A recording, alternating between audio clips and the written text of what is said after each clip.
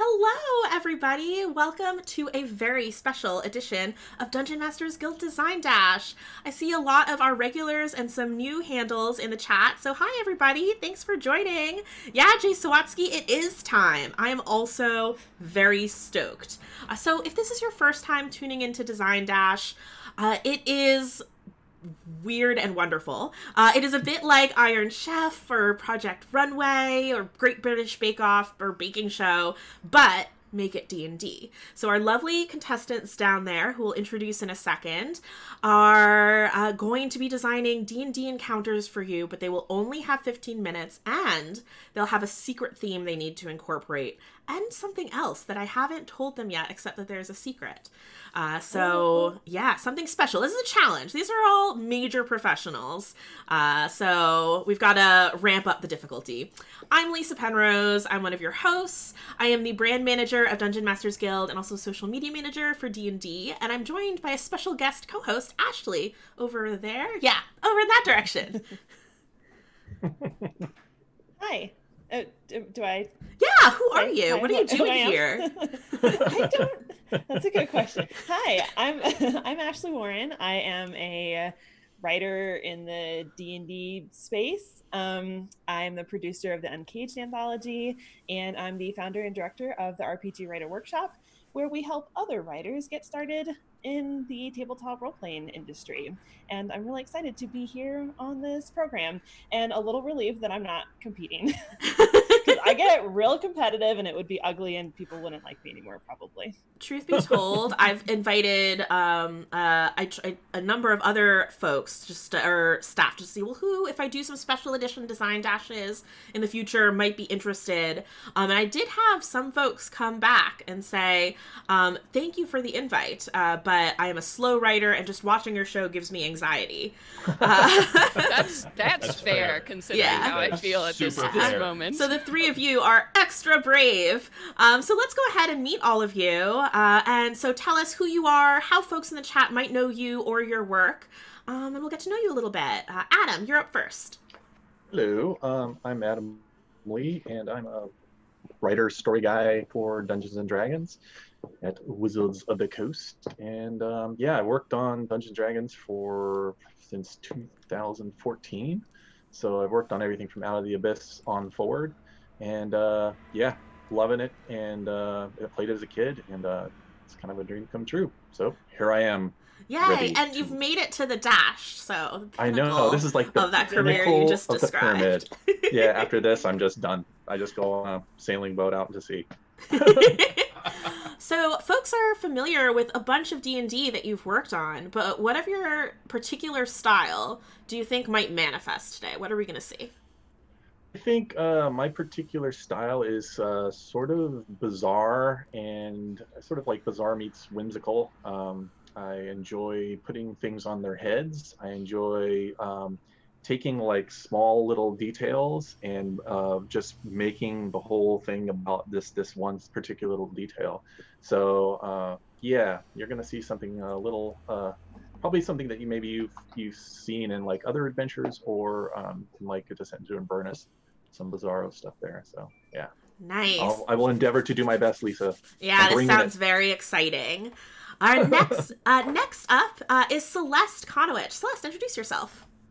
Everybody, my name is Celeste Conowitch. I am the rogue sorcerer of the group today, so very excited to be bringing that heat. I am a D&D designer, podcaster, streamer. Y'all might be familiar with my show Venture Maidens, which is a bi-weekly actual play D&D podcast. In terms of my work, I am one of your DMsGuild Adepts.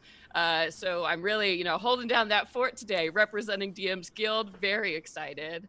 I also work for companies like Cobalt Press, or some other folks you might see out there. So yeah, I'm super excited to be here, super pumped, not scared, got a lot of counter spells. It's gonna be great. Not scared at all, because I hear you prepared. What did you do to prepare for the Dash? Oh, yes.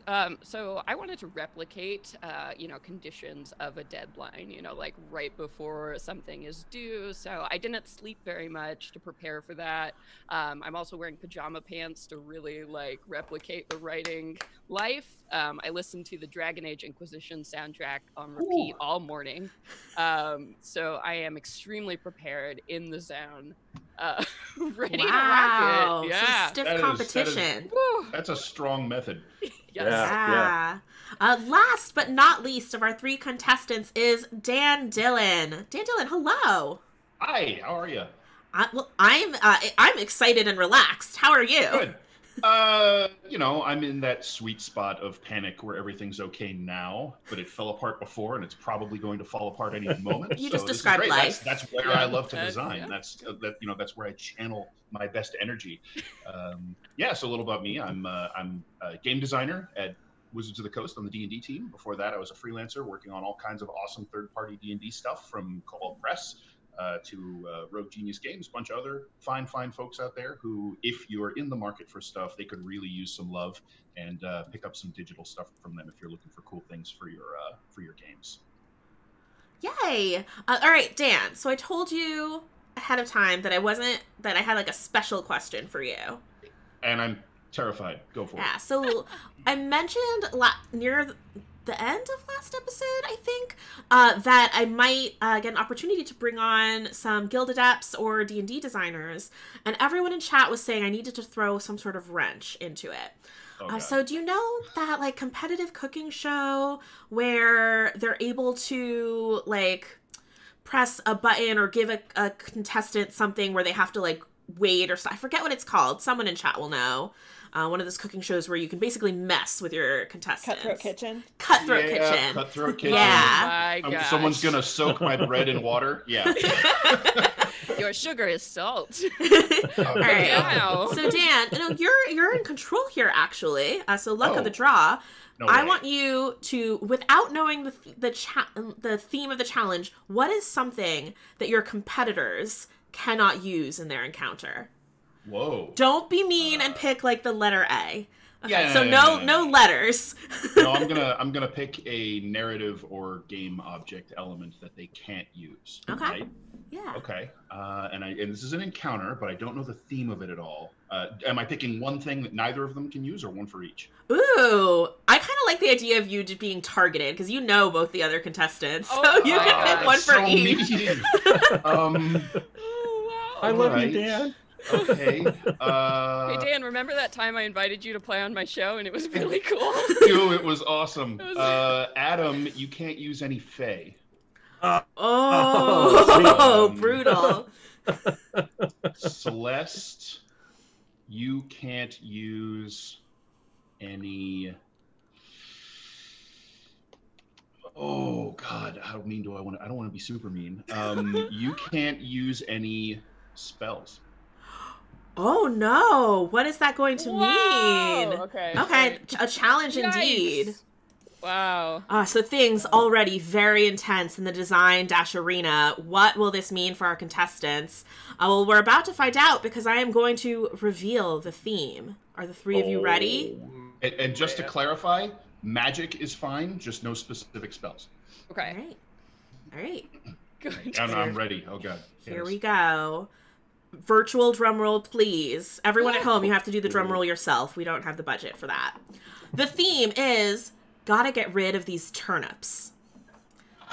The theme is gotta get rid of these turnips.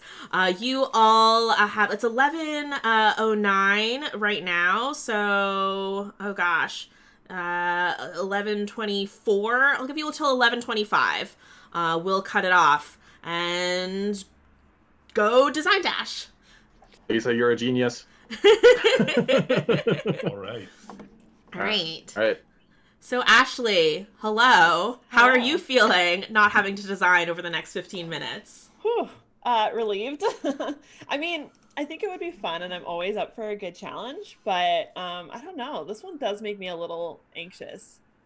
I feel like I would just like forget all words and like just completely forget how to write. Like I'm always afraid, you know how like on like late night shows there's like a segment where someone will run up to someone in the street with a microphone and ask them like a really basic question, and like, who's the president, and people never answer correctly. Like that would be me, and people would be like, wow, this woman is not very smart. Right? And I am terrified that that would like be like this viral clip, and yeah, there's like a weird like fear that I have.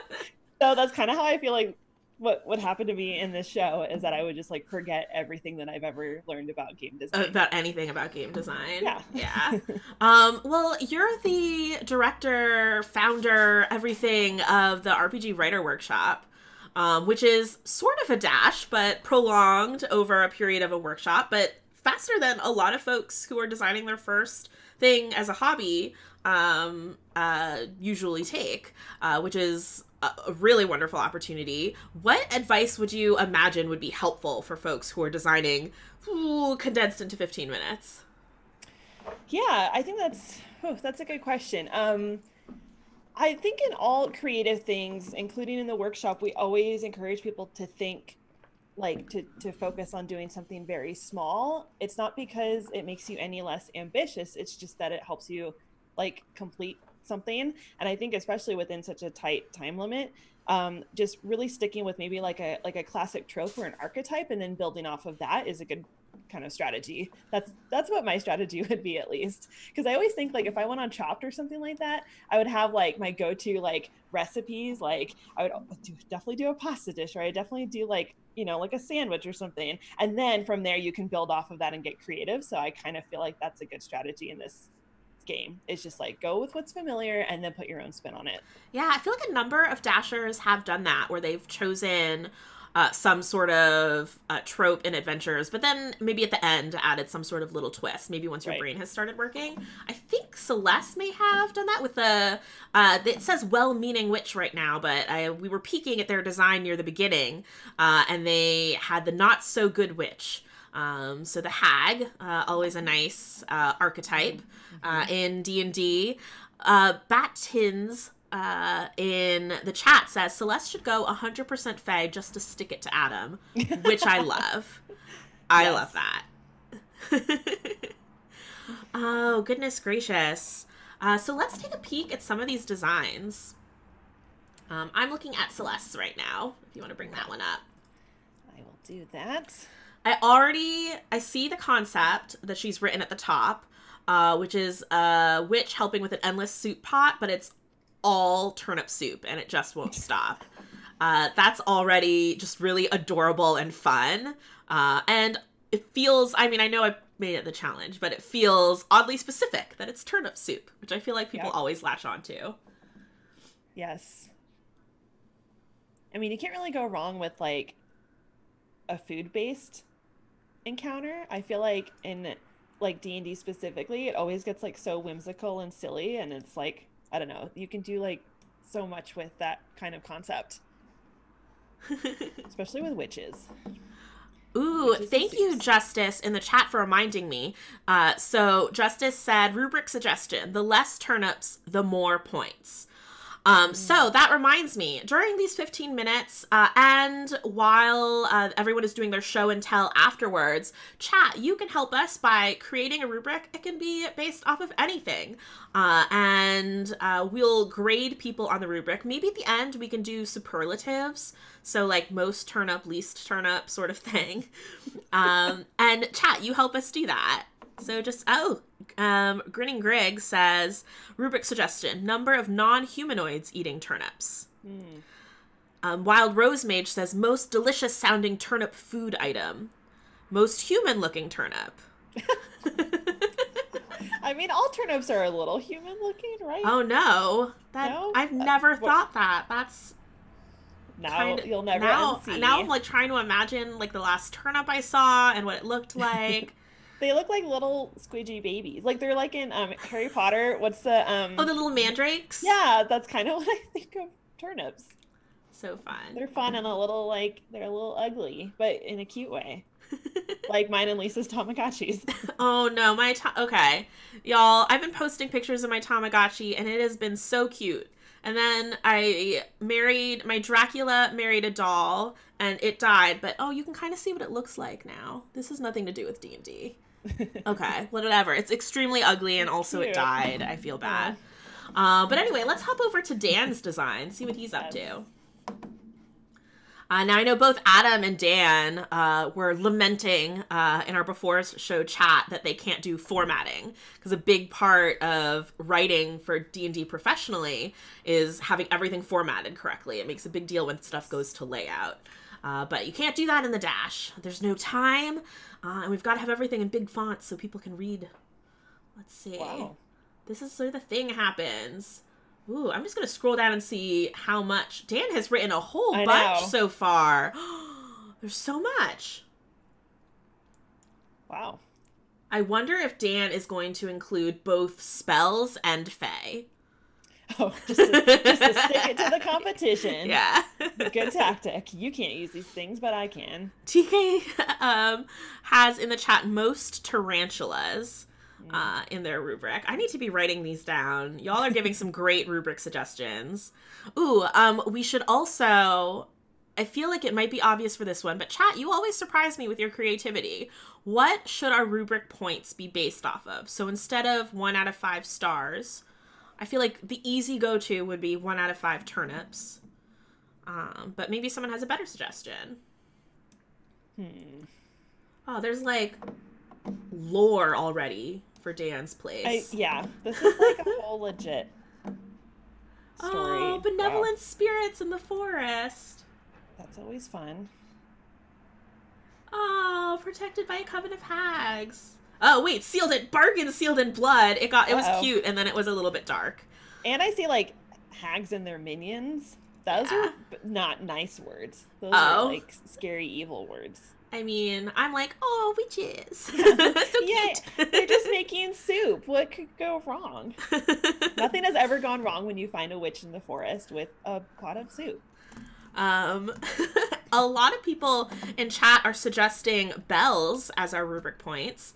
I don't know why you would be suggesting that. This is legally distinct from any bell-associated things. But we could do bells, you know, bells are a thing in the real world. Bunkerman91 suggests eggs. No, that is chaotic evil. Bunkerman91. All right, let's hop over to Adam's design. Okay, let's see. Dan says no fae at the top. Gotta get rid of these turnips. I feel like that sounds like a bad infomercial, you know, and it's like someone's carrying all these turnips and they're just like dropping them all over this farm. They're like, gotta get rid of these turnips. Oh, that's so funny. Oh, for real. There's some good names in this. Yeah. Snoot Waggle. Oh my goodness. Old Snuffy Skiptoes. Oh, it has a produce challenge. Oh, he got magic seeds. Okay. I'm very excited to read more about this one. Mm-hmm. Not as long, word-wise, as what Dan has gotten down on the page so far, but you saw the names right away. I feel like everything in here is adding a little bit of flavor, which I really like. Yeah. So what would you do, Ashley, if you had to write an encounter? About turnips or just in general? About turnips. And specifically getting rid of them. I mean, I kind of like my weird turnip equals humanoid theory. So I don't know if I'd have these weird, sentient turnips that are wreaking havoc in some poor, unsuspecting village. I always like witches. I feel like that's kind of a good go-to with weird root vegetables. In part because that's kind of what I do in my real life. I like planting witchy things in my garden. Mm-hmm. I don't know. I'd probably put an imp in there because that's kind of my crutch. I feel like Dan would have told me no imps. That would have been my challenge is no teeny cute little fiends. What if it was a turnip? Oh my goodness, that's a wonderful idea. Turnip. Okay, this is a new creature that we need to develop, and it's gonna go on Dungeon Masters Guild. Don't ask me when. It's like a little plant, like a turnip, but kind of imp shaped with a little impy face. on your Yeah. turnip.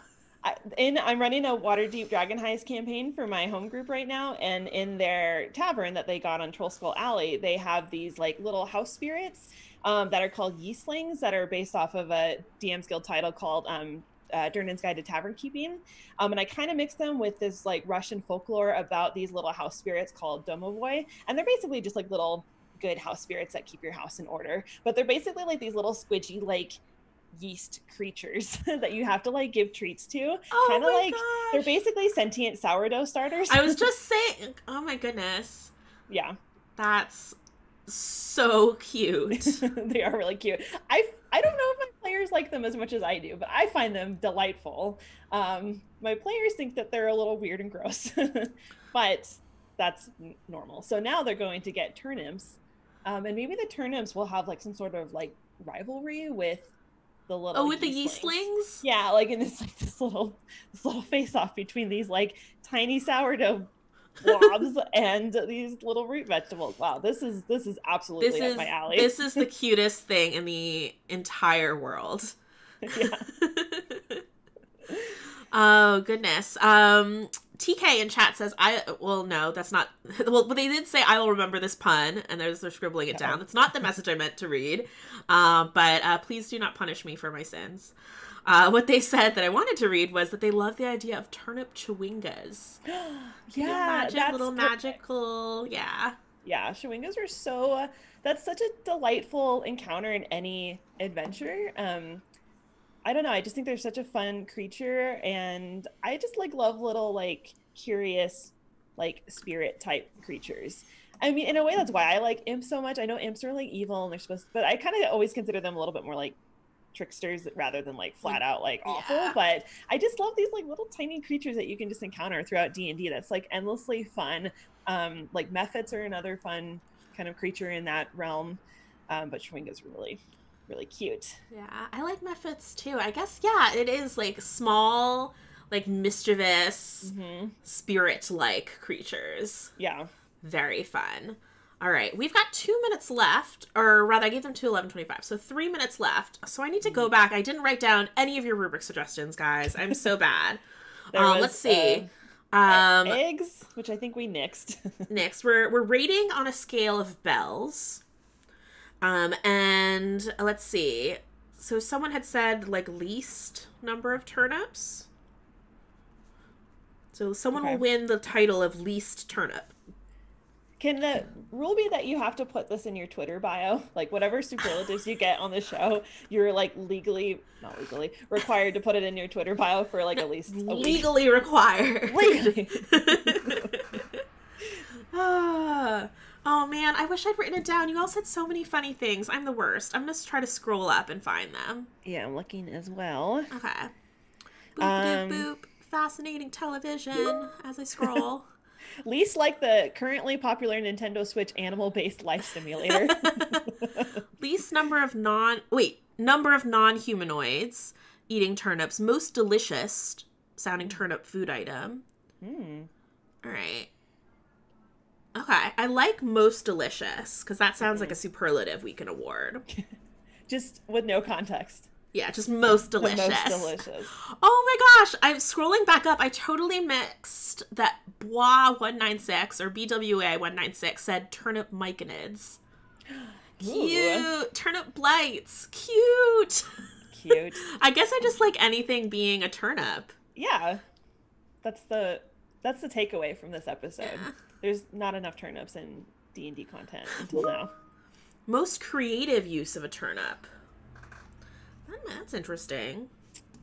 Most dangerous turnip. I kind of like that. It's like a turnip with like a robber's mask on.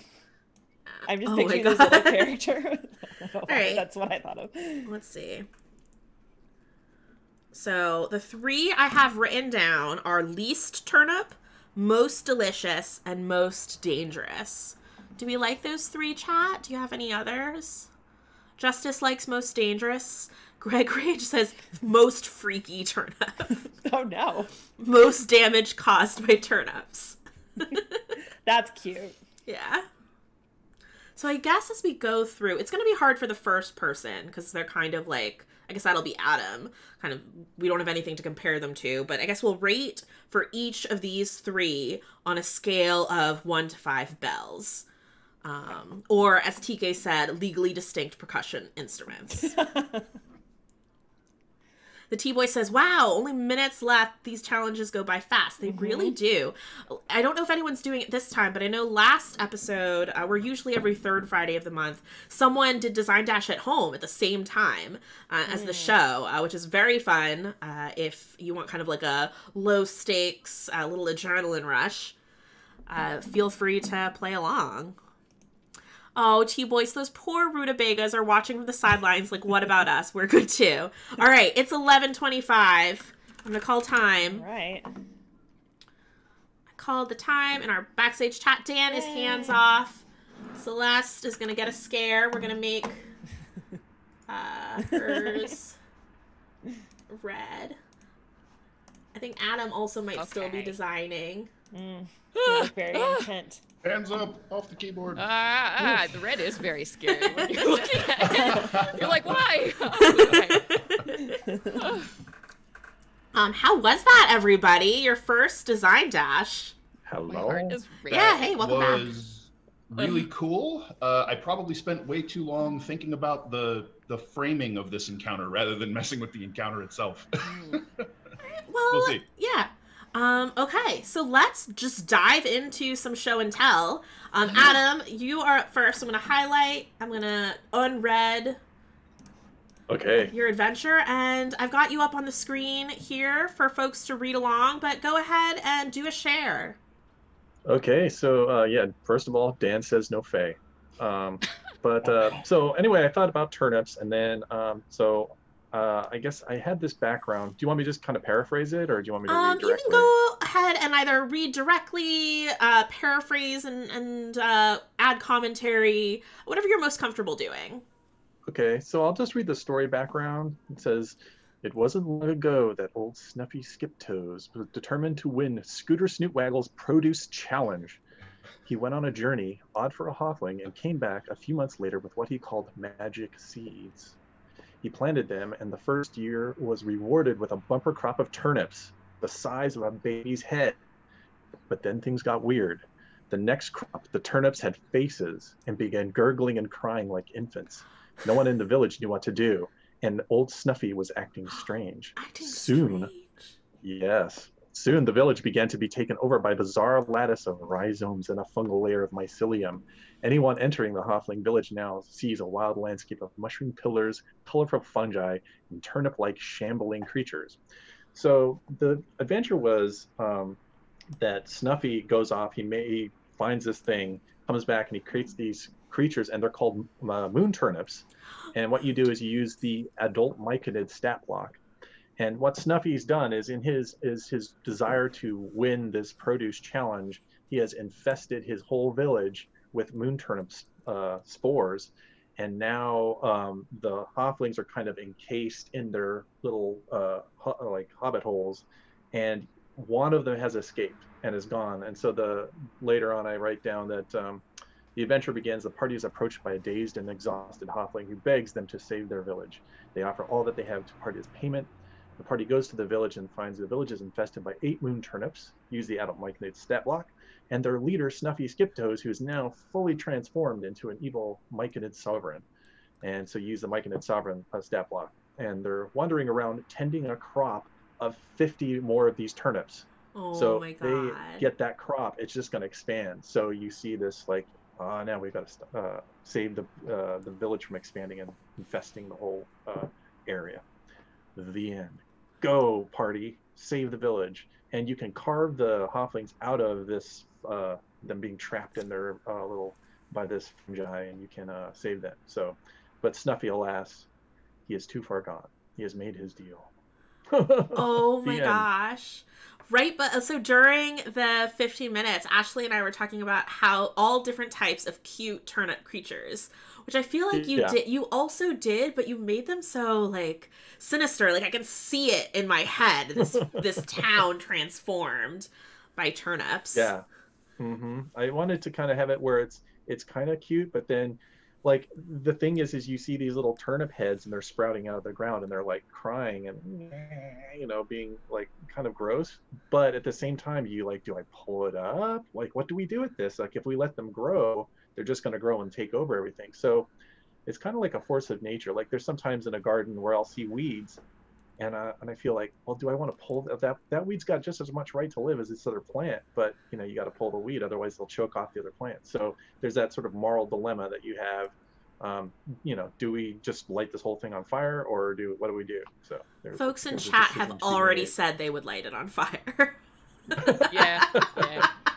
Good choice. Yeah, I approve. Well done, folks in chat. Yeah. I see you were cut off at the end. You had some different ideas of how the party might approach this. What would you have done if you'd had like 5 more minutes?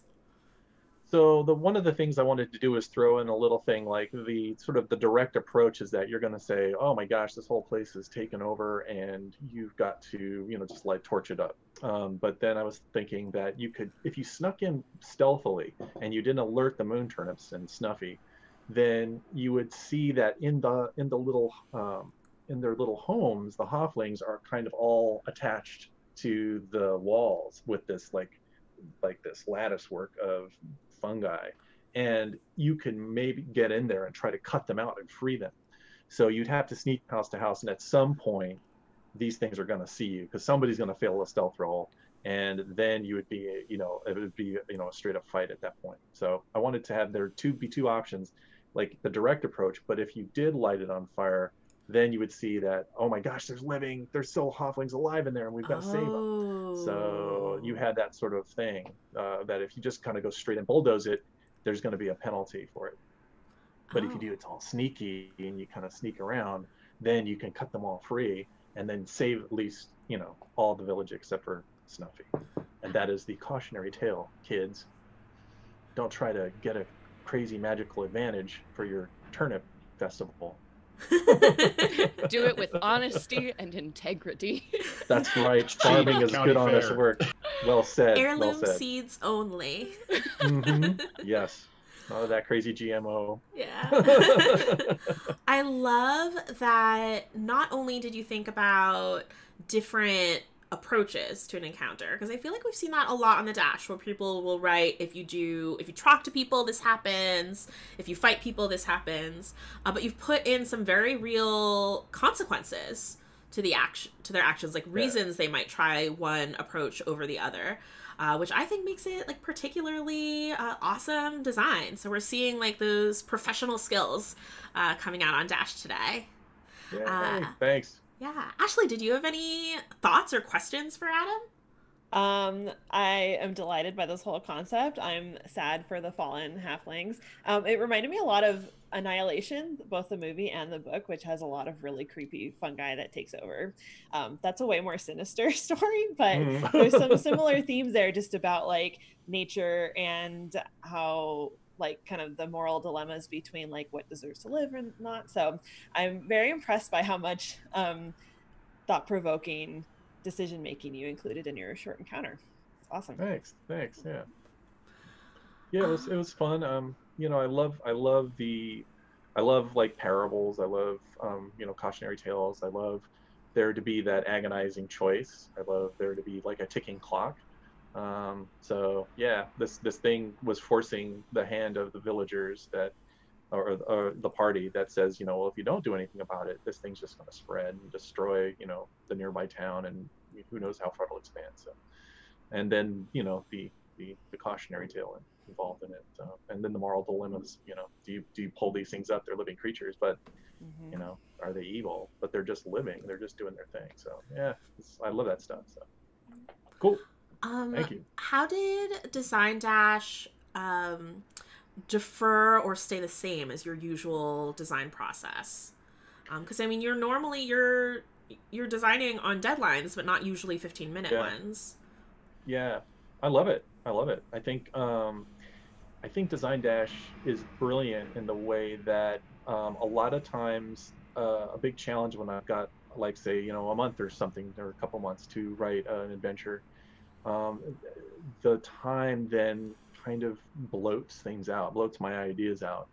And I'll have these big, massive, convoluted, things that, I'm trying to pay off. Design Dash just narrows that all down. And so as I'm doing this, I'm realizing like, wow, it's just getting right to it. And I need to hit the notes as hard as I can and cut away all this other distraction stuff.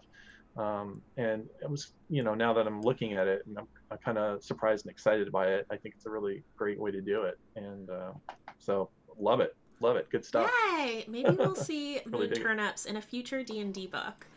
When you first said moon turnips, I thought they were like werewolves, but turnips, where their spores like make other people into moon turnips. Yeah, well, actually, when I was writing that, I thought were turnip, and then I was like, yeah, but how does that happen? Like, does it just come up? Like, does it like a full moon, or is it one of these things? Like, how does this come about? And then I was just like, okay, we're just moon turnip. Yeah, that's weird enough. So, but yeah, I mean, who knows? Yeah, you sniff in the spores, and the next thing you know, the next crop, you You're a transform. root vegetable. You're a brassica. Yeah. Wonderful. So Ashley, so I don't know who had us muted or so contestants, the chat helped us come up with a rubric.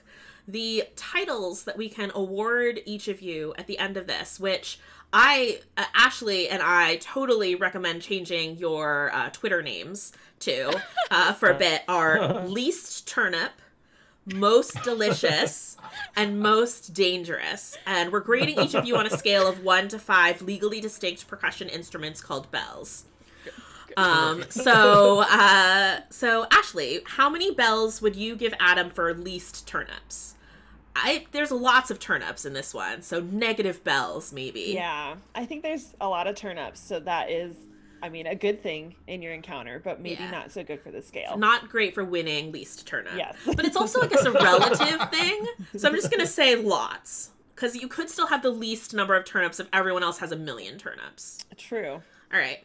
What for most delicious? I don't think I'd want to eat moon turnips. No, I don't think so. They sound cool in theory, and I'm totally down to be a root vegetable or whatever, but I don't know. That's a very delectable treat.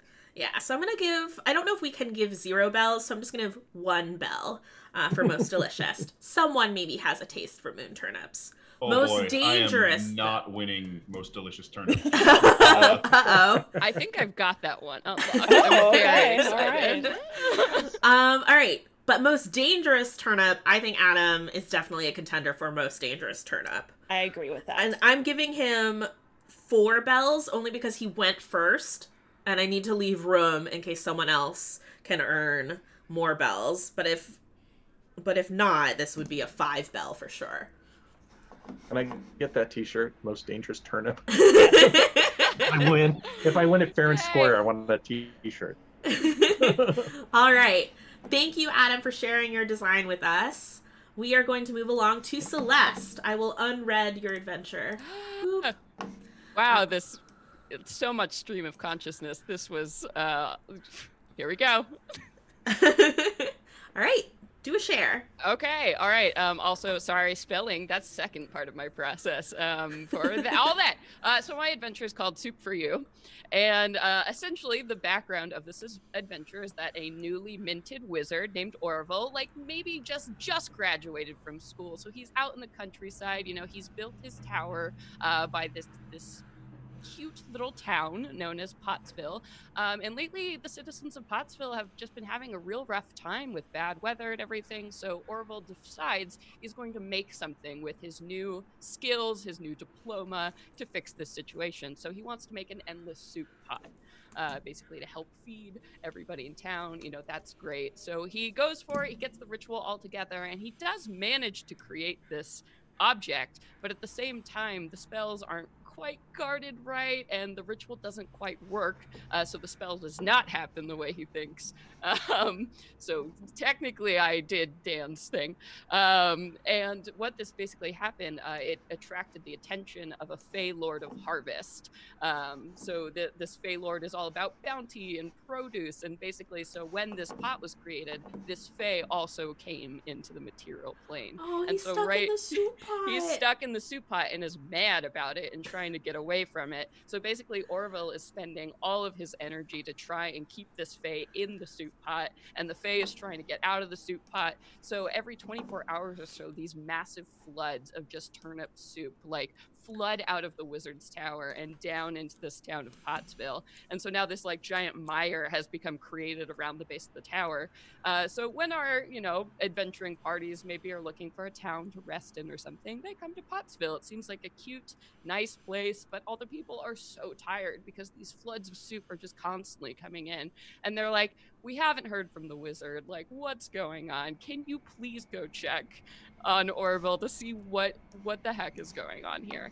So that's part one of the adventure, as our, you know, the mayor of the town, who I named Mayor Gord, Reginald Gord, basically ask them to go and like, please help us, like check on our wizard. He's very well-meaning, but what's happening? So I think this is a good way to introduce too. You can be as harsh as you want with like these natural floods. Like maybe it's not that big a problem, or maybe it's like people are getting hurt by like scalding soup that's pouring into town, like a mudslide, or however you want to do it.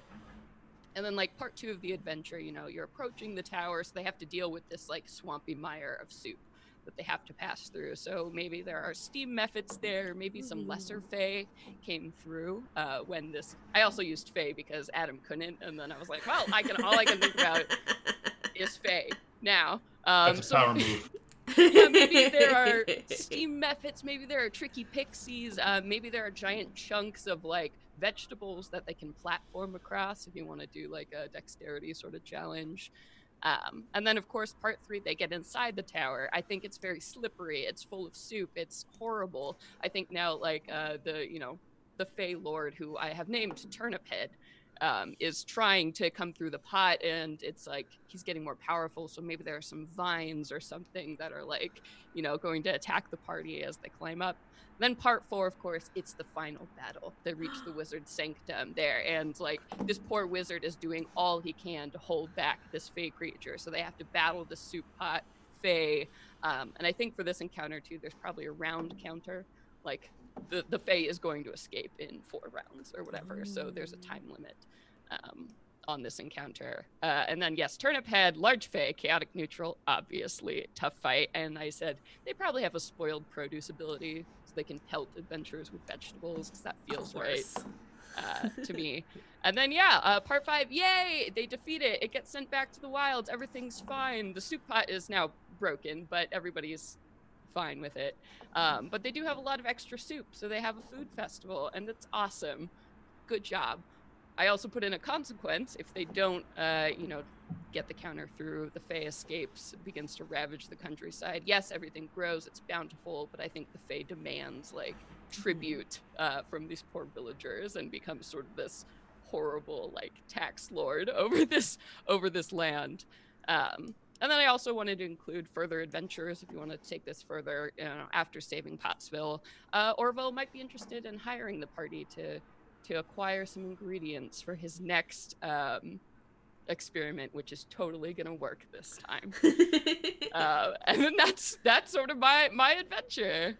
I love that this wasn't just an encounter, Celeste. This was a whole turnip-themed campaign. Yes, I do have a problem with scale. It's fine. That's awesome. So for you, how was this the same or different from your usual design process?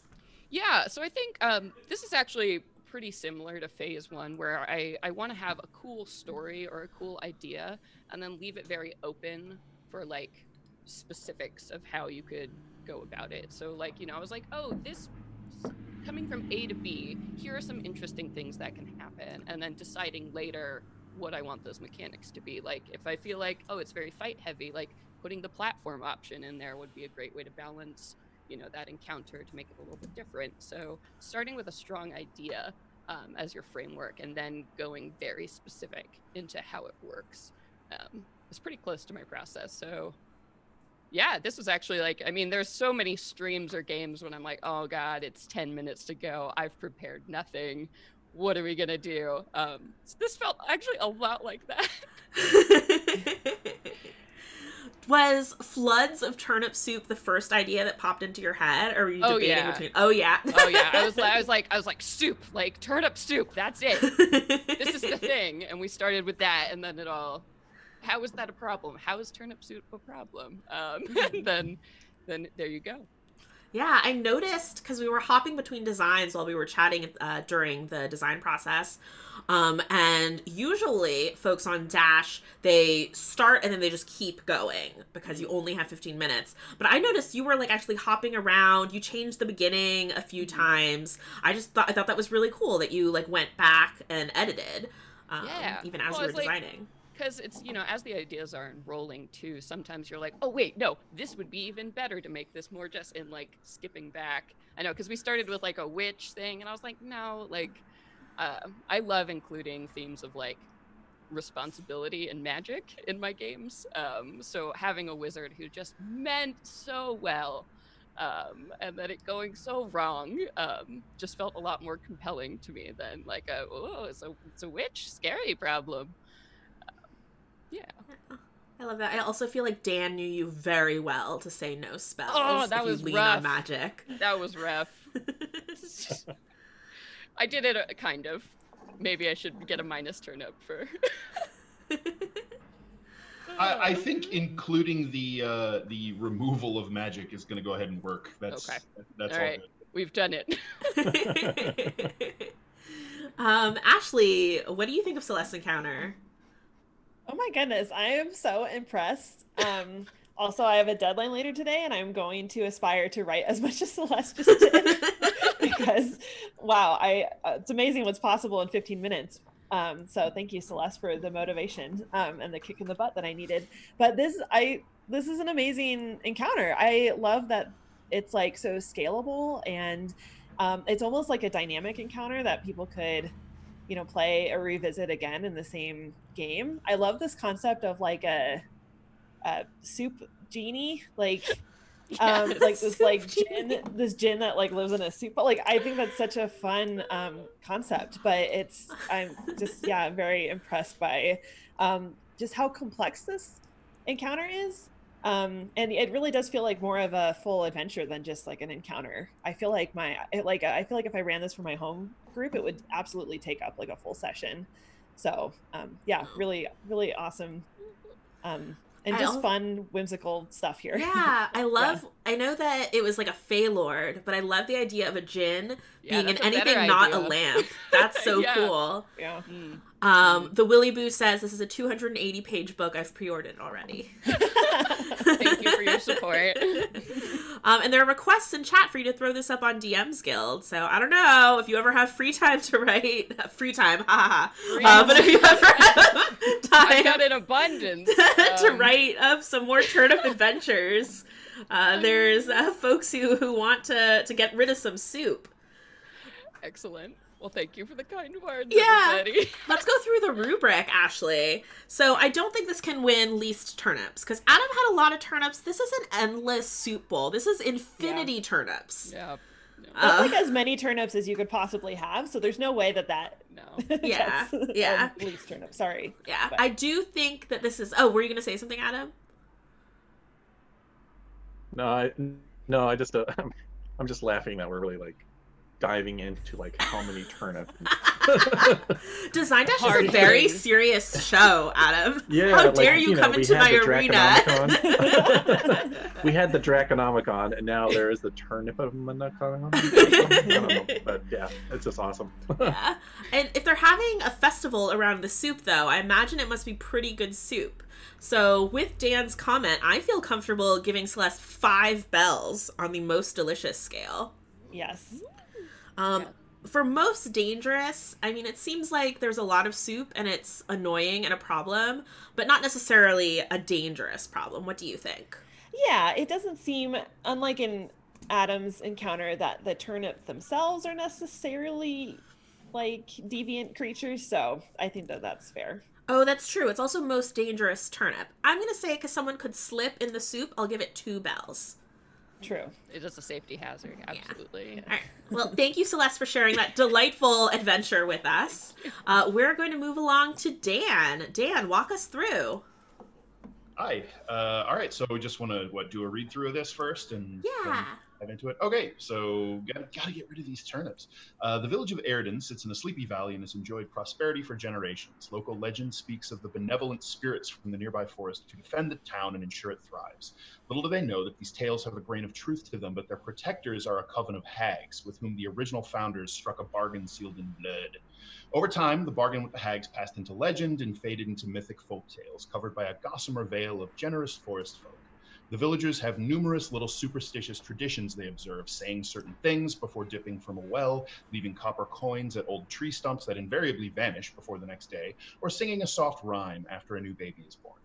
Over the years, the reasons for these traditions faded, and so did the need for strictly observing them. Now the hags and their minions have grown incensed with the lack of dedication from the townsfolk and have laid a curse on their fields. Airden's crops wither and produce blighted, terrible, wither again things this season, and draw the attention of the vicious creatures to carry the hags' retribution. The characters learn of the village's plight, and they find themselves begged to defend the village from burrowing insectoid creatures that attack seemingly at random, stealing people away to their doom. The fields are currently planted with turnips, spotted and gray, and the entire field smell of faint rot and a strange undertone of cinnamon. Investigating the fields or a site of recent attacks reveals bloodstains, signs of medium to large creatures burrowing through the ground, and a faint caustic smell and signs of acid damage on plants and rocks. If they investigate, a successful DC 10 intelligence nature check suggests ankhegs, big antlion-like creatures, but a DC 20 check shows that there are inconsistencies with that and says that something else is actually happening. As they investigate the fields, they're attacked by a swarm of 8 young Kruthiks and 1 adult Kruthik. The monsters are drawn by the smell hanging over the cursed turnips. The Kruthiks attempt to ambush the party by burrowing up from the ground. Make a stealth check for them. 5 rounds after the initial attack, a deep rumbling heralds the approach of a Kruthik Hive Lord. Even if the heroes defeat the monstrosity, the curse continues to draw more of these horrors up from the bowels of the earth until the curse is lifted. A hollow spell cast on the fields ends the curse, as does finding and bargaining with or slaying the hag coven in the woods. As a temporary measure, though, they can either destroy all of the turnips, burn the fields, or just move them somewhere else, and the monsters will follow the turnips. And there are a few unscrupulous people among the village who might want to use this to thwart their rivals in other towns nearby. Wow, that is really fun and very dark. Also makes it like your writing was very evocative. So again, I can like picture these fields of smelly, gross turnips and evil creatures. Yeah. Was this the first idea that popped into your head? Were you struggling to pick between different paths?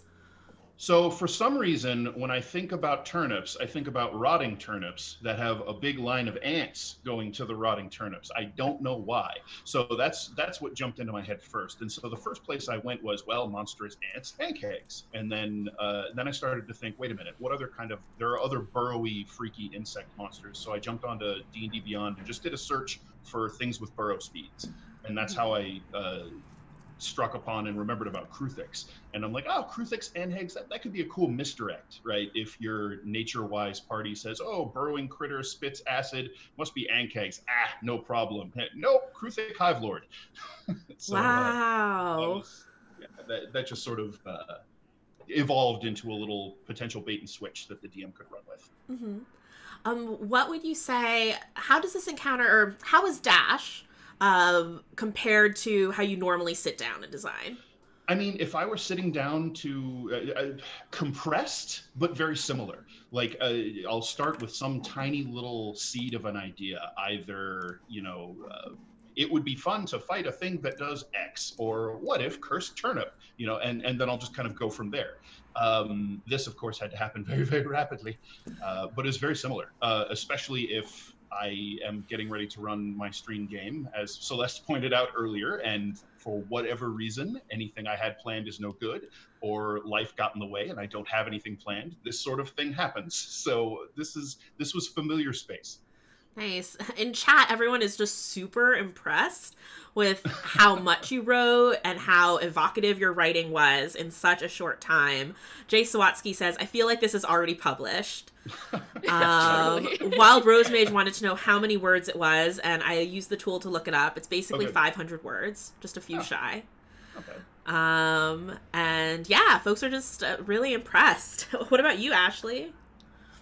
Yeah, I'm blown away. The prose in this is so good and, like Lysa said, evocative, and I feel like everyone really like tapped into their different skills. And this is a really I like the switch of like strategically including creatures that the characters might not expect to encounter. Because I think that's always satisfying as a DM when you can kind of trick your characters or your players a little bit when they think that they know what creature they're going to find and it's something different. But yeah, this is just, it's such a, I love the backstory. I love like folklore, and I think like really pulling in this this kind of idea of once these people used to make offerings and, you know, appease the forest, and they no longer do that, and now they're suffering the consequences for that. And of course, hags are always a fun thing to include in any adventure. And so yeah, I love it. I specifically didn't pin down what type of hag, so that's modular for whoever wants to run it. If you want to scale it up or down, you could go from, you know, green hags all the way up to night hags, or one of the freakier ones from the other books. Yeah, pretty much you could really fit in any of those hags and the different flavors that they have into this story. It's really cool.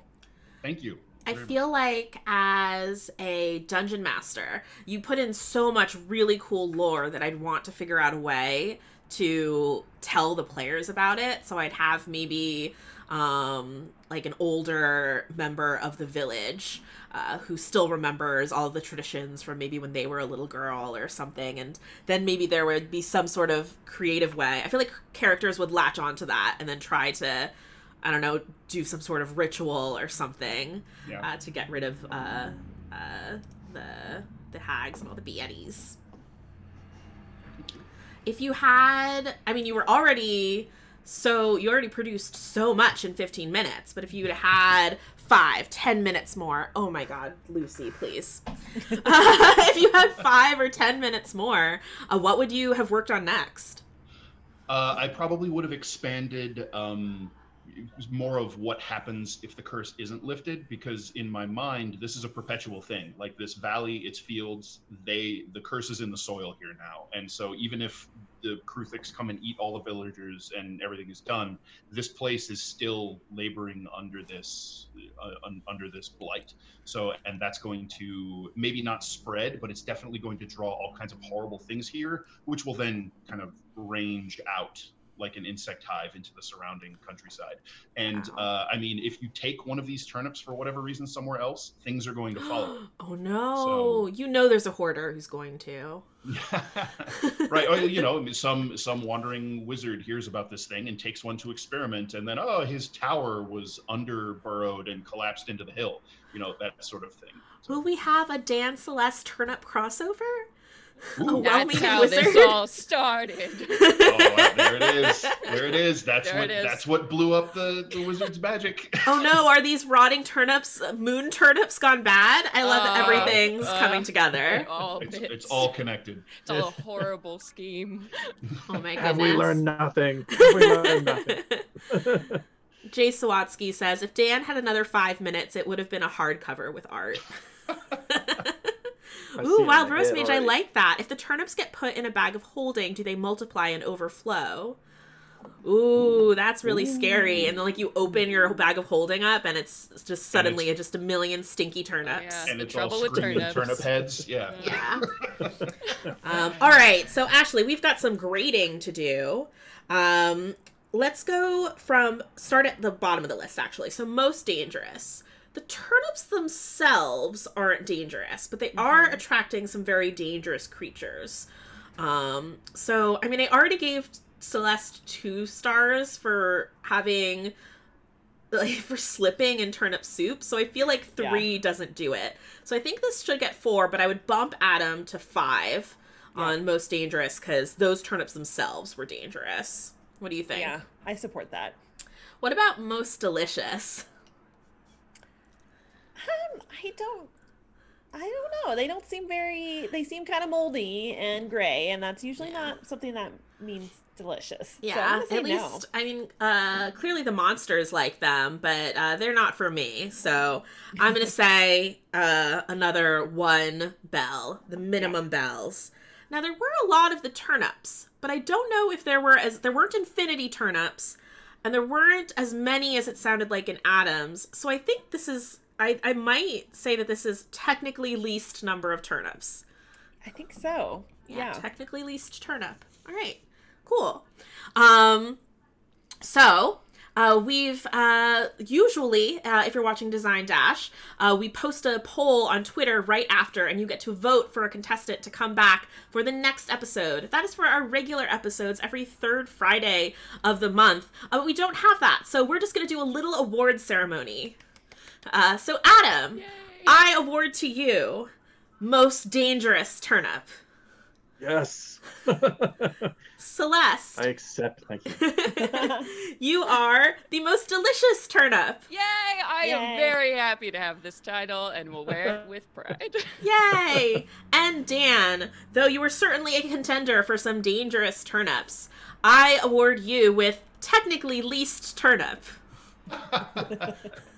Technically, least is the best kind of least. Thank you. Yeah, thank you all so much for coming on to the Design Dash. It was really fascinating having you pull back the curtain into how you all design some Dungeons and Dragons. Let's go back through, for folks who weren't here at the start, and do some outros, and we will go backwards. So we'll start with Dan. Okay. Hi, I'm Dan. I'm a game designer on the D&D team at Wizards of the Coast, and I like stinky turnips.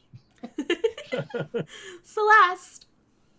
Hey everybody, once again, my name is Celeste Conowitch. If you want to see what I'm up to, feel free to follow me on Twitter at @cconowitch, or to check out all the catalogs of my shows and works and schedules. You can always go to celesteconowitch.com. Yay! Adam. Hi, I'm Adam Lee, and you can follow me on Twitter at @AdamOfAdventure, and I will answer questions and give you any kinds of fun insights into what we do in Dungeons and Dragons and making fun adventures. So, thanks. Yeah. Ashley, thank you so much for co-hosting. Thank you for having me. It was so fun. And for folks who want to find you and what you do, where can they do that? Sure. You can find me on Twitter at Ashley NH Warren. My website is scribemind.com, and you can find the RPG Writer Workshop at www.rpgwriterworkshop.com. We're also on Twitter. The link to that is in my Twitter bio, so it's probably the best way to find all of that out. We have a lot of stuff in the works. We're going to send out a newsletter actually later today, so be sure to sign up on our website. Great. Thanks again, Ashley. And I am Lysa Penrose, brand manager for Dungeon Masters Guild. If you would like to do some good with the DMs Guild community, right now our featured charity bundle supports Doctors Without Borders.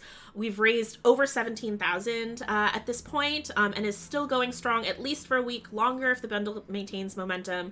So please check those out. There's one bundle that's all Adventurers League content if you play in the D&D official play campaign. There's another bundle that's got a bunch of player options and adventures and new rules to add to D&D, new like mechanics and systems. You're gonna find something that you like in there, and it's a great deal. $20 donation does some awesome good in these hard times. Thank you everybody for watching. We'll be back in, I guess, 2 weeks with our regularly scheduled Design Dash. And until then, stay safe everybody.